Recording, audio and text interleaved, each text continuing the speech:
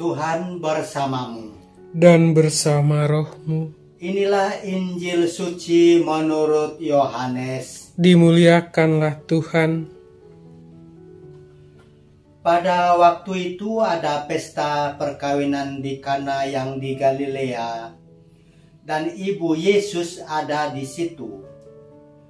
Yesus dan murid-muridnya diundang juga ke perkawinan itu. Ketika mereka kekurangan anggur, Maria berkata kepada Yesus, "Mereka kehabisan anggur." Kata Yesus kepada ibunya, "Mau apakah engkau daripadaku, Ibu? Saatku belum tiba." Tetapi ibu Yesus berkata kepada pelayan-pelayan, "Apa yang ia katakan kepadamu, buatlah." Di situ ada 6 tempayan yang disediakan untuk pembasuhan menurut adat orang Yahudi. Masing-masing isinya 2-3 buyung. Yesus berkata kepada pelayan-pelayan itu, "Isilah penuh tempayan-tempayan itu dengan air." Dan mereka pun mengisinya sampai penuh. Lalu kata Yesus kepada mereka, "Sekarang cedoklah dan bawalah kepada pemimpin pesta." Lalu mereka pun membawanya. Setelah pemimpin pesta itu mengecap air yang telah menjadi anggur itu, dan ia tidak tahu dari mana datangnya, tetapi pelayan-pelayan yang mencedok air itu mengetahuinya, ia memanggil mempelai laki-laki dan berkata kepadanya, "Setiap orang menghidangkan anggur yang baik dulu, dan sesudah orang puas minum, barulah yang kurang baik. Akan tetapi, engkau menyimpan anggur yang baik sampai sekarang." Hal itu dibuat Yesus di Kana yang di Galilea, dan merupakan yang pertama dari tanda-tandanya. Dengan itu, Yesus telah menyatakan kemuliaannya, dan murid-muridnya percaya kepadanya. Demikianlah sabda Tuhan. Terpujilah Kristus. Pax et Bonum.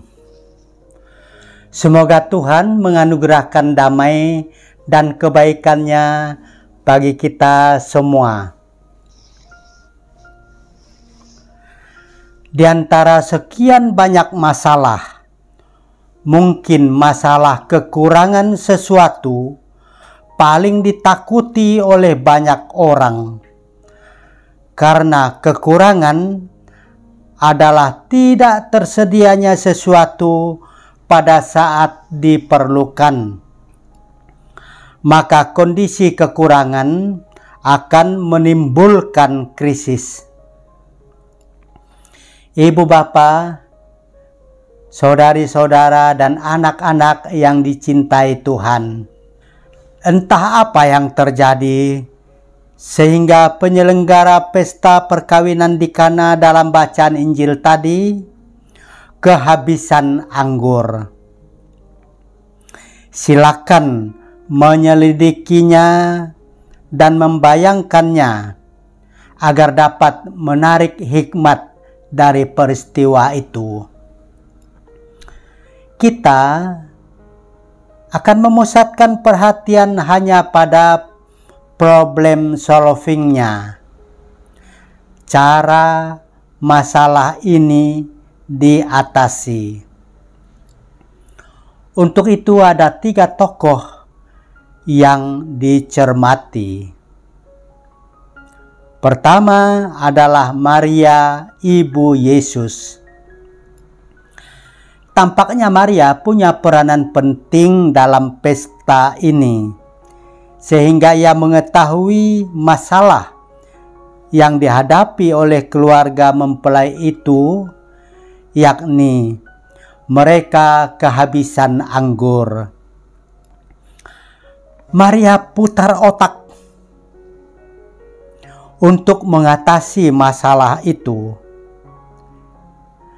Ia tahu bahwa Yesus dapat melakukan sesuatu.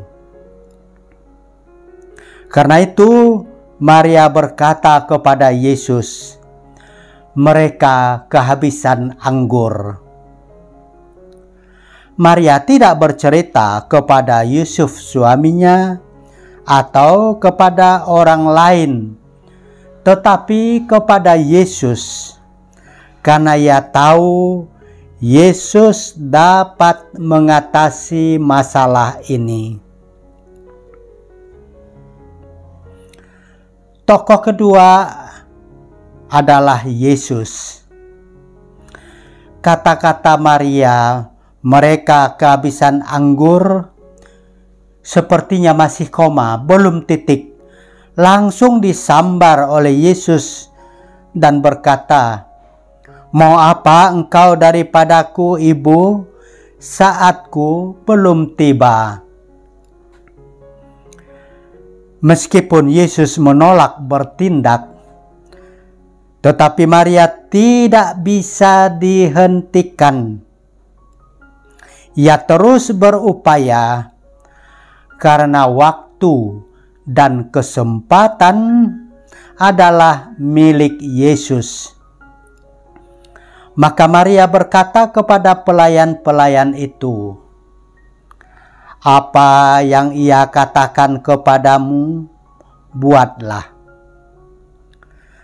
Dan Yesus kemudian mengubah keputusannya tentang waktu dan berkata kepada pelayan-pelayan itu, "Isilah penuh tempayan-tempayan itu dengan air."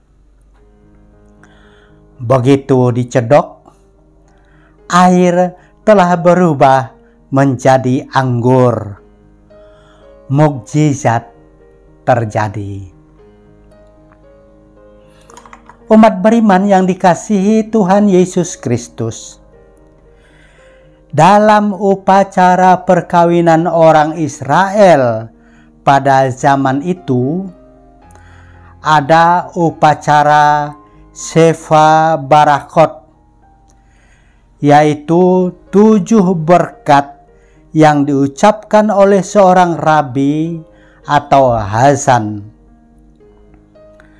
Setelah diucapkan 7 berkat itu, kedua mempelai diberikan secawan anggur dan mereka harus meminumnya, tanda bahwa perkawinan mereka terberkati karena direstui oleh Allah. Kemudian para undangan juga menikmati air anggur sebagai tanda sukacita atas berkat yang telah dianugerahkan Allah kepada kedua mempelai. Jadi anggur itu bukan sekedar minuman, tetapi simbol berkat. Karena itu, apabila mereka tidak memperoleh anggur, mereka akan merasa tidak mendapat berkat dalam upacara perkawinan itu. Ketiga, ialah pelayan-pelayan. Para pelayan ini merasa bertanggung jawab untuk menyukseskan pesta perkawinan itu. Maka ketika Yesus berkata, "Isilah tempayan-tempayan itu dengan air," mereka bergerak cepat, dan mukjizat terjadi. Umat beriman yang dikasihi Tuhan, Yesus bertindak karena ia tidak mau jika sekian banyak orang yang menghadiri pesta perkawinan itu merasa tidak beroleh berkat, apalagi kalau mereka akan mencap kedua mempelai itu tidak terberkati. Peristiwa ini juga mengubah image pesta perkawinan yang telah dianggap wajar. Setiap orang menghidangkan anggur yang baik dulu, dan sesudah orang puas minum, barulah yang kurang baik. Akan tetapi engkau menyimpan anggur yang baik sampai sekarang. Pengalaman ini menjadi acuan untuk menyelenggarakan pesta yang lebih baik. Pax et Bonum. Semoga Tuhan menganugerahkan damai dan kebaikannya bagi kita sekalian.